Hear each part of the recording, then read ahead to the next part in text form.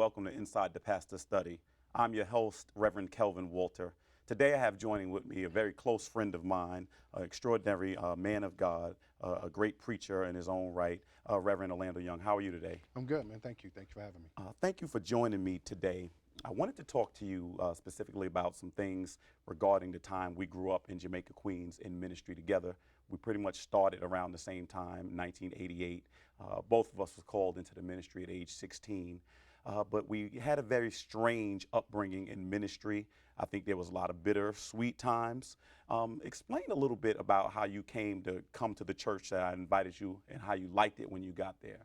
Well, as you mentioned, I was invited and I came in. And as soon as I was invited, I really enjoyed it and wanted to come back. I did not join the first Sunday that I came. I kind of wanted to think about it, think about the commitment, because at the time we were living on Long Island and we would have to make the commute. But I felt like it would be a good fit if I really enjoyed it. So I went, I enjoyed it, I liked it, and then I joined. And from joining, it just took flight from there, from joining the choir to getting involved as a junior deacon in other ministries, and I just got involved and didn't stop from there. You know, for years I've been wanting to do an interview regarding some of the things that transpired when we came up in ministry, and after a few years you agreed to come on. What made you decide to come on and talk about the subject matter that we're going to discuss today? What made you finally come and say that it's time to do it? Well, I felt like it was something that I had been running from. I think it's easier for the people who would like to interview people who've been through things, because every time you're interviewed or people ask you about it, you have to relive it. Once you get past something, you don't always want to go and look back or rediscuss it or talk about it. Sometimes you just want to move forward from it. But I just felt like maybe I just need to go ahead and stop running from it and just say, hey, this is what happened. This is how I felt about it. This is how it has affected me, and see what happens from there. Well, initially, when you came to the church, you and I were very, very involved. We spent, I think, the first 3 years of high school very active in our church. And then there started to become allegations from some people. There were whispers in the congregation about not only our pastor's sexuality, but the chance that he may have been actually a pedophile or have propositioned young men in the church. And it was a very serious subject. It's something that obviously cannot be taken lightly in light of everything that's going on in the country with allegations made by different churches in different ministries. When we started talking about it, I can remember February of 1992, walking down the street, and you actually confirmed that it was going on at our church. Tell us a little bit about that conversation from what you remember. Well, I remember us walking, and I remember you being very upset about some people telling you some things about our pastor, about his sexuality, about some of the things that he had done, and how people were fed up about it, and how it made you upset because you felt as if, like, people were lying and bringing up allegations against a man of God, and how could they do that? And at that point, I felt like I needed to kind of make you aware that, yes, this does happen. People do lie on people of God, and they can be malicious. But in this particular case, some of the things that people were saying were true. And I didn't want to tell you, and I had not come and told you before, because I just didn't, want to break your heart. I didn't want you to look at our pastor any different. I still loved him, but at the same time, I didn't know how you would take it.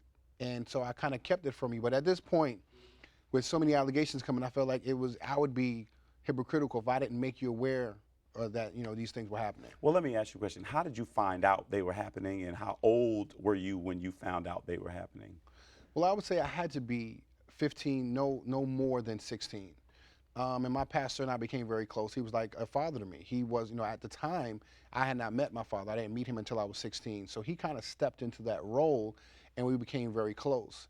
And we would talk, we would have conversations, and I noticed that the conversations became very personal, that there were some things that he would tell me, that would go on in his marriage or go on that I would, even in my mind as a 15, 16-year-old, I'd be thinking like, this isn't normally the conversation you have with someone who's younger than you, or with what people would consider a child. In the eyes of most people, I was still a child. I wasn't, 18 so why was he telling me about things going on in marriage? I don't know anything about marriage or how to advise him, but we would have conversations to that effect.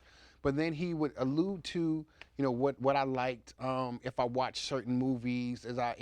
I was honest with him and told him how I felt about things, but it started to become uncomfortable. But because I loved him so much, I didn't look at it as odd, because I felt like he loved me, so I thought it was coming from a genuine place. I never thought it was coming from anywhere other than a father to son. Let me see what he's thinking about and advise him in the right way. Well, were you ever propositioned? Yes, I was propositioned by him, but it didn't. It's interesting because it didn't start out that way. Okay. How it started was, and from what I understand, he's taken a couple of different routes with people. But when it comes to me, he befriended me and admitted to me early on that he was homosexual, and that he was struggling with it, and that it was something that he had dealt with most of his life. He had been molested when he was younger. People had teased him because he was feminine, and he had been tired of dealing with this, and it was just something that had haunted him all his life. Why he chose to tell me this one day in the pastor's library, why did he feel like he needed to tell me? I didn't know, but what I told him at that time, and I meant it, was that I love you, and it just doesn't change how I feel about you. Right. I took it as almost a compliment that he felt that he entrusted me with such private information. But then it became, now that you know, how do you feel the same way? And when I told him that I don't feel the same way, it was almost like, well, why don't you? And if you love me, then you'll do this for me. And that's when we started to have conflict. Did he know you were heterosexual, or did he assume, or he thought you were a homosexual? Like, how did he present his advances? How did they come on? Were they subtle, or how did it happen? I don't think he cared whether I was heterosexual or homosexual. I think the fact that he was homosexual covered everything else. And how it happened was, he would buy me things, and then he would and it wasn't like, and it's hard to explain. And I remember you asking me earlier, why do I choose to come out now, or what? Not come out now. Let me change that. But why do I choose to mention this now? In the sense of, it's kind of hard to explain to people if you're not in the situation. But when he came to me, it was almost like I'm your father, you love me. Obviously, there's nothing I won't do for you, so there shouldn't be anything you won't do for me. So he didn't approach me as in, let me touch you, let me have sex with you. It was almost like, let me, would you dance for me? All this type of stuff, which is like real embarrassing to say on camera, but that type stuff. And when I refused, that's when problems became. And I remember being very, I can be very honest in saying that I had conflict in myself in the sense of, why won't I do this for him? Why do I feel so strange? Honestly, I loved him enough that there wasn't really too much that he would ask me to do that I wouldn't have done. If he was like, listen, let's go rob this bank, I probably would have been like, if you think it's the best thing to do, then I'll go get the ski mask, you go get the car. You know what I mean? There wasn't anything that I really wouldn't have done. But in that instance, for some reason, I just couldn't do that, because even at that young of an age, I realized there's some lines that you cross that you can't cross back over. And and it was hard for me to tell him no, because I don't know if I would have told him no in any other instance, honestly. And when I did, it became, we started to have conflict in every other area. Right. In ministry, in the father-son relationship. Right. It just became very rocky, and I couldn't tell anybody, because if I did, I felt like it would destroy everything. It would destroy you, it would destroy my mother, it would destroy everything that we had spent years building up, because the ministry had grown. We had really started to do some things, and I didn't want to be the one to bring all of this down. Right, right. Well, I always wondered how you were able to keep that a secret for so long. I don't know what it's like to be, because when you told me, I was devastated. I was devastated because obviously we revered our pastor. We looked up to this man, and the fact that he had a wife and he had children, and tremendous preacher, tremendous leader, it was devastating to me. And how was it to be 16 years old and have to keep all that bottled up for at least, I think you told me, 2.5 years after it started? Well, it wasn't very hard when he came to me and told me that he was homosexual, because I felt like he came to me in confidence. He told me something privately, and he said he was struggling with it. Even at a young age, I knew in ministry people would struggle with things. So if you're struggling with it, that means you're trying to get by it. But it became a problem when conflict started to happen between him and I, when I didn't want to do what he wanted me to do. And one time we were in his office, and he was asking me or alluding to the fact that you're just doing this to hurt me.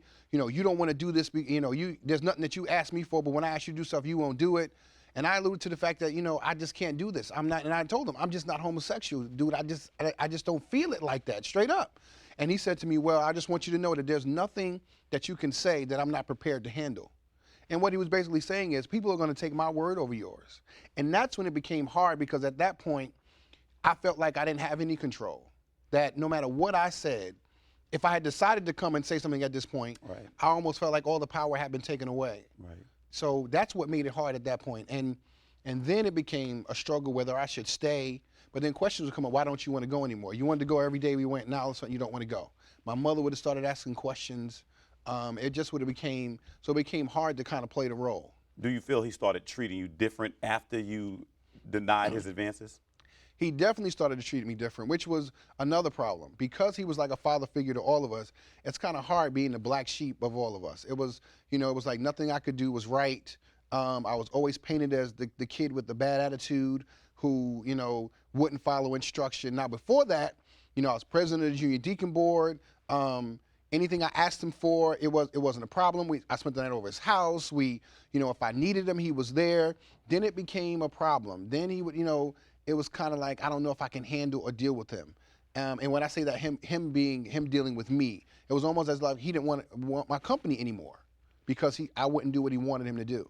Well, what he wanted me to do. Let me ask you, as a 16-year-old, you didn't go to your mother. Did you ever consider going to the authorities? Did you ever consider trying to turn him in, or maybe go to some trusted adult or official that you could actually get to help your cause, or just help? Or did you consider maybe possibly running away from there, just leaving the place?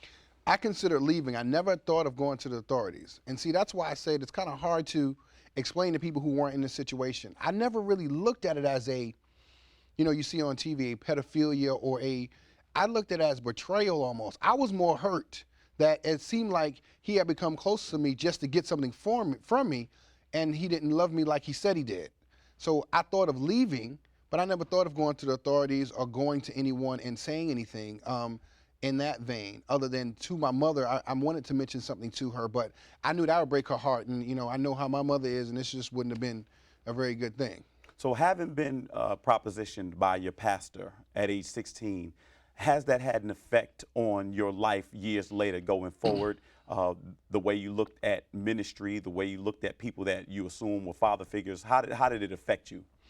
Well, it affected me in ways that you probably would think would be opposite. Like, it didn't affect me like, I questioned my sexuality or anything like that. It affected me to the point where I was always searching for a father figure. Up until, I'd say, a couple of years ago, I was always trying to get approval from someone who would say, I'm going to take you on, I'm going to mentor you, I'm going to show you how to do this thing in ministry, be a man, be a father, be a husband, whatever it is, I'm going to take time with you. I was always looking for that, and I thought I had found that in him, but I felt betrayed because I realized that's not really what he wanted. It also affected me with my trust with men. Ironically enough, because I didn't have that father figure there, any man that kind of tried to step in that role, although I wanted it, I also questioned their motives, even though I asked for it. I questioned their motives because in the back of my mind, I was thinking, what if this turns out to be the same thing that happened when I was younger? And I remember specifically this story, and I tell the story because it's what made me realize that this situation affected me more than I wanted to admit. Because if you had asked me before, were you affected like other people were? I'd be like, no, I kind of got through it unscathed because I didn't give in. I held my ground, but it really affected me when it comes to my relationship with older men.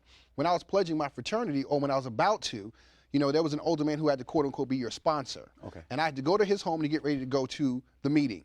And I needed to change clothes. So when I got there, he was a widow, had a very nice house, and he told me, well, listen, you can go in my room, and there was a bathroom connected, and go ahead and get changed, and we'll be ready to go. Okay. And I remember when I got in the room, he closed the door, and I remember becoming very scared. Now, mind you, this is a 60-something-year-old man, so it wasn't like he was going to physically come and overpower me. But in my mind, I was thinking, if this man comes in here and approaches me in a way, I don't know how I'm going to react. Because the last time I entrusted someone this much, it was completely opposite. And then at that point, I realized that I needed to deal with this psychologically because it affected me more than I wanted to admit. There was an incident that happened. I think you were living off of Guy Brewer, I guess in the early to mid 90s. You called me. There was something that happened where a young man from our church was older